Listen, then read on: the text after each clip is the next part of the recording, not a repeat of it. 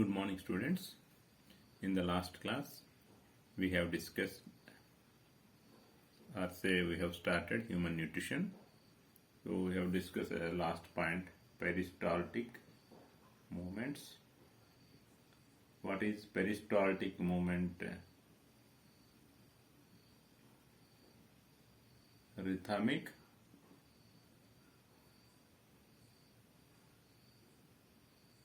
contractile movements of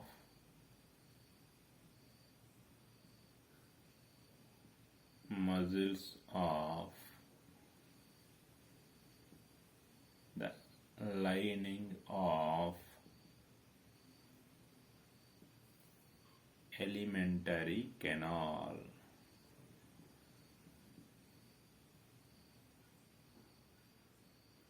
Which make the passage of food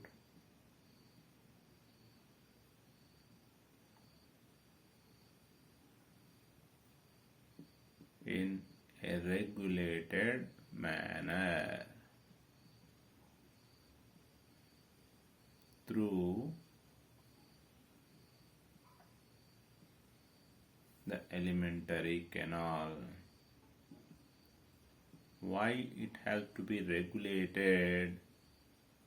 Because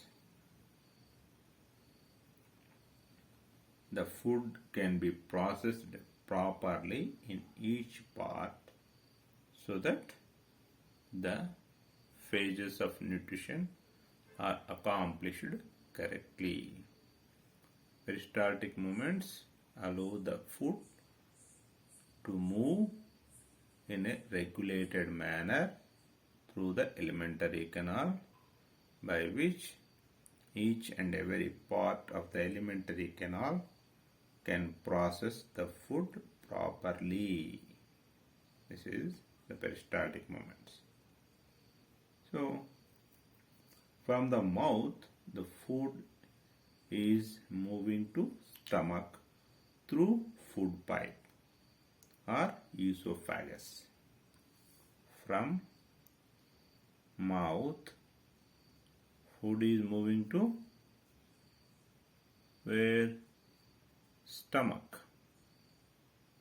Food is moving to stomach through esophagus. Esophagus, it is scientific term. Common term is food pipe.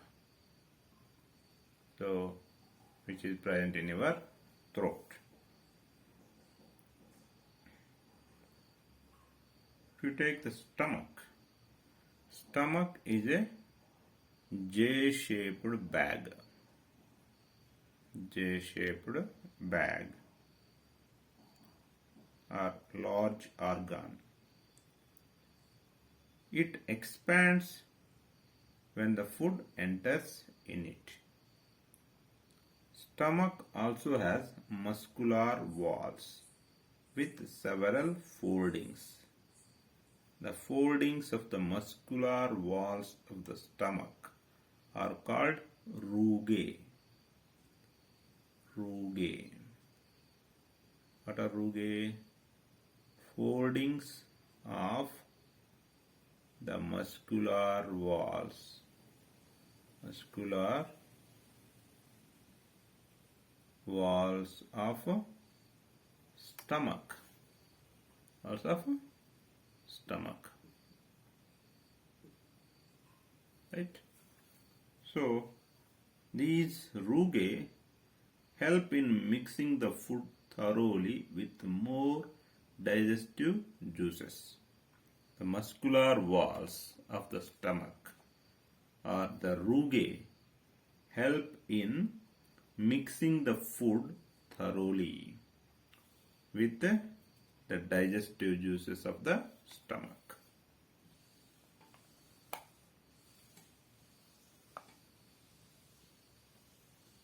The lining of stomach contains gastric glands in it that secrete hydrochloric acid, mucus, and pepsin.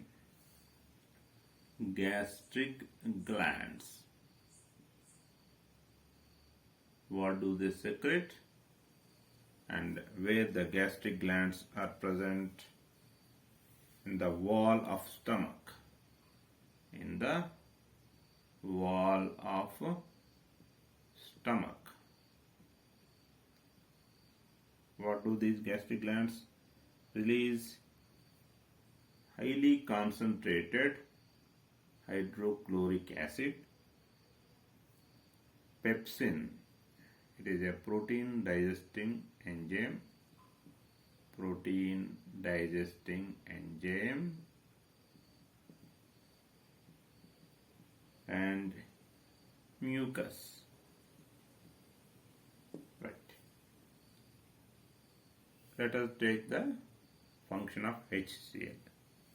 HCl, it is acid, concentrated acid, so that it acidifies the food.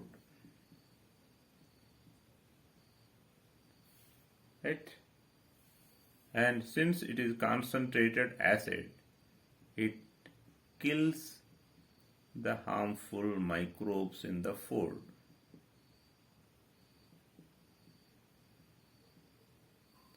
Next, it softens the food. Being a science student, you need to know a reason for every statement. Why, how, these questions have to be asked everywhere, remember. Why HCl has to acidify the food? If it is not acidifying the food, what will not happen? We have discussed the pepsin, protein digesting enzyme. Every biological catalyst or enzyme of digestive system, it functions at some specific pH. This pepsin, it digests the proteins only when the food is in acidic medium. So, the food has to be acidified. For protein digestion by the what? Pepsin, by pepsin. Next, kills the harmful microbes. Whatever the food which we are eating, everything we are not going to cook. Fruits you will eat directly. Some vegetables also you will eat directly. Do they not contain some microbes? Definitely they are going to contain some microbes. They will be active enough. If they are not killed, they may cause some diseases. So, those microbes can be killed by the strong acidic action of HCl. It is a protective function and softens the food. Of course, you are crushing the food and with the help of tongue, it is properly mixed or chewed. But still, the food is not completely in its soft condition. As the HCl is mixed with the food thoroughly, the food gets softened so that further action of biological catalysts in small intestine can be accomplished easily. So these are the reasons of the activities of this HCl. So coming to pepsin, as already discussed, pepsin digests the protein. Of course, not completely, to some extent. And coming to mucus, mucus role, what does it play? It protects the inner lining of the stomach from the action of the acid under normal conditions. Means when food is not there in the stomach, that condition is known as normal condition. HCl, since it is highly concentrated, It is highly corrosive in nature, so the lining of the stomach may easily get corroded by the action of HCl. That particular damaging effect is prevented by the action of mucus. Protects the inner lining of the stomach from the action of HCl under normal condition. Protects the inner lining of stomach from the action of acid and normal conditions. So we have learnt about the functions of HCl, pepsin and mucus. If mucus is not playing the role correctly, or if you are eating the food not properly, means not in the right times, you might be suffering with a particular condition known as heartburn or acidity. Right? What is this acidity? Acidity is nothing but when there is no food for longer time, mucus can protect the inner lining of stomach from the action of HCl only up to a particular time. Beyond that, it cannot protect. Then, the inner lining of stomach will start to get burned by the action of HCl. Since the gastric glands are present in the region of the stomach which is near to your heart, that particular area of the stomach which is near to heart will start feeling like burning. As it is near to heart, you will start feeling like your heart is burning, so you call as heartburn. It is actually acidity that is caused by the HCl when you have not taken the food in the right time. Right? So what will you do during that time? You take some antacid, which is particularly a base.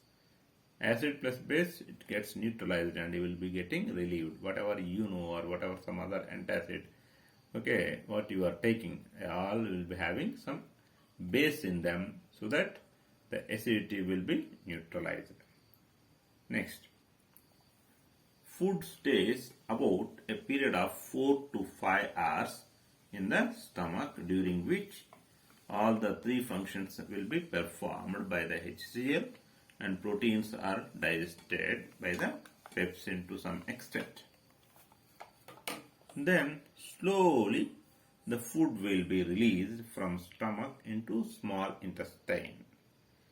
The exit of food from stomach into small intestine is taking place in a regulated manner. How is it regulated? By a special muscle, sphincter muscle. This sphincter muscle is known as what it is? Stomach. Where it is moving? Intestine. Okay. So stomach region is also known as what? Gastric portion. And small intestine region is known as pyloric portion. Okay, actually not exactly pyloric portion. So if you take the stomach, it is having what? A J shape. Stomach is a J shaped bag. So the region that is near to heart is known as cardiac region. Between it is called fundic region, and last region is known as pyloric region. So from which region the food is exiting? From pyloric region. So here in between stomach and small intestine there is a sphincter muscle. Sphincter muscle. This sphincter muscle regulates the entry of the food from stomach into small intestine so that the food is released slow and steadily in small amounts into small intestine. Now the food has entered in small intestine. If you take the structural features of small intestine is the longest part of the alimentary canal, and though it is longest part, it is present in compact space. So the longest thing, if it has to be present in compact space, then it is possible by extensive coiling. Small intestine is present, it is the longest part of alimentary canal. It is located in compact space. Located in compact space with extensive coiling. Extensive coiling.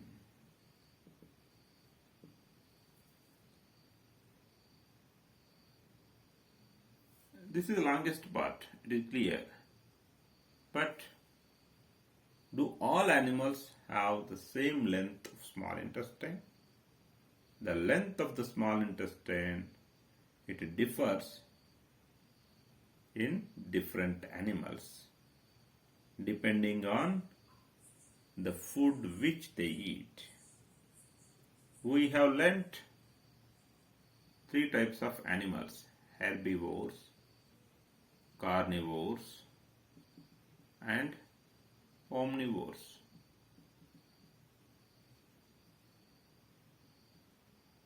Herbivores eat only plant material, that is cellulose. Carnivores eat meat, that is protein. And omnivores, they eat both. Cellulose is carbohydrate, which is harder substance, and it takes more time to be digested. So herbivores need longer small intestine. Longer small intestine. Meat is easier to digest, so carnivores have shorter small intestine than compared to herbivores. Right? So cows, buffaloes have longer small intestines than lion and tiger. Why? You have understood now. Coming to the functional part. Small intestine is the site of complete digestion. So carbohydrates, proteins, fats, even nucleic acids of the food, they all will get digested completely in small intestine. How is it accomplished? In small intestine, it receives the digestive juices from liver and pancreas, and it itself, small intestine itself, secretes the digestive juice.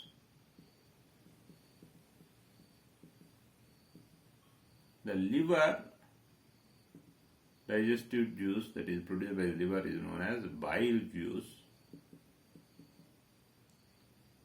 and pancreatic digestive juice is known as pancreatic juice, and small intestinal digestive juice is known as succus entericus. Small intestinal juice. So each one has got different role. What are those roles? Let us go one by one.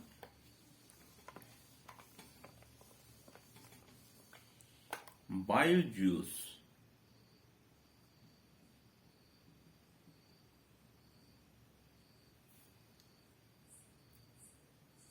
it has bile salts in it. Bile salts in it. These bile salts break the large globules of fat into smaller globules of fat. Bile salts emulsify the fats. Bile salts emulsify the fats. What is emulsification of fats? Emulsification of fats. What it is? Conversion or breaking of large globules of fat into smaller globules of fat. Why large globules of fat have to be broken down into smaller globules of fat? In order to make the fat digestion easier by pancreatic lipase and intestinal lipase. These are the two lipases that digest the lipid portion of the food. Is that the only function that is achieved by the bile juice? In which medium the food has entered into small intestine? The food has entered into small intestine in acidic medium. Whereas, as we already have discussed, each biological catalyst of the digestive system function in some specific pH. Pepsin, it functions in acidic pH, whereas pancreatic digestive enzymes and small intestinal digestive enzymes, they function or they digest the food components in basic medium. So, the conversion of food from acidic to basic or acidic to alkaline, in order the pancreatic enzymes to act, the bile juice helps in it. So, bile juice helps in conversion of acidic medium of food into alkaline medium or basic medium, so that the pancreatic digestive enzymes will act on the food, and it is helping in emulsification of fats. Okay, so emulsification of fats, it is similar to the action of detergents removing the dirt, which is emulsification action of soaps on dirt. Okay, you can learn this thing in chapter 4. So the pancreas secretes pancreatic juice that contains trypsin, which digests the proteins, pancreatic lipase that digests the lipids, and pancreatic amylase that digests the what? That digests the carbohydrates. So these are the three enzymes present in pancreatic juice. Pancreatic lipase, which acts on emulsified fats. Next, trypsin that acts on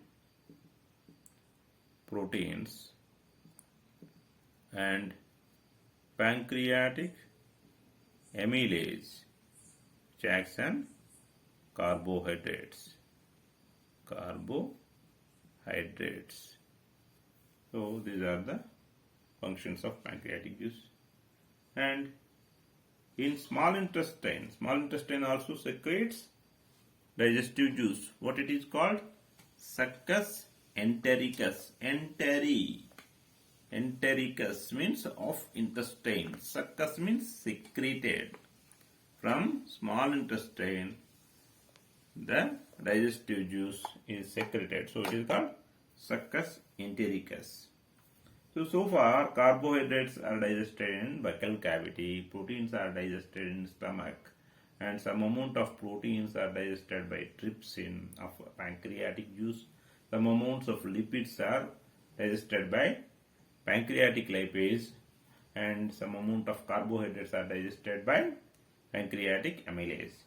And remaining leftover from the leftover undigested food, the enzymes present in small intestinal juice finally convert all these undigested things into the final digested compounds. So proteins are finally digested into amino acids, and carbohydrates are digested finally into glucose. Fats are finally digested into, fats are lipids, are finally digested into fatty acids and glycerol. Nucleic acids are finally digested into nucleotides. So like this, the final digested end products are formed. Right? This final digested food is taken up by the walls of the small intestine. The inner lining of small intestine, contain many finger-like projections that are richly supplied with so many blood capillaries. The finger-like projections of small intestine that are richly supplied with many blood capillaries is known as villi. Villi increase the surface area of absorption of the final digested end products. So, the blood vessels take the absorbed food to each and every cell of the body. This is absorption. So we have learnt 5 phases of nutrition: ingestion, digestion, absorption. Ingestion means swallowing of the food from buccal cavity into stomach, esophagus. That is ingestion. Then digestion. So far we have completed. Now absorption. The blood vessels that are supplied at villi, they absorb the food, and these will carry the final digested end products. The blood vessels at villi carry the final digested end products to each and every cell of the body. At each and every cell of the body, the final digested end products are utilized for obtaining energy, building up new tissues and new molecules, and repair of old tissues. So, at each and every cell of the food, at each and every cell of the body, how the final digested end products are utilized? They are utilized for obtaining energy, building up new tissues, and repairing the old tissues. This process is known as assimilation. What is assimilation? Utilization of final digested end products. Final digested end products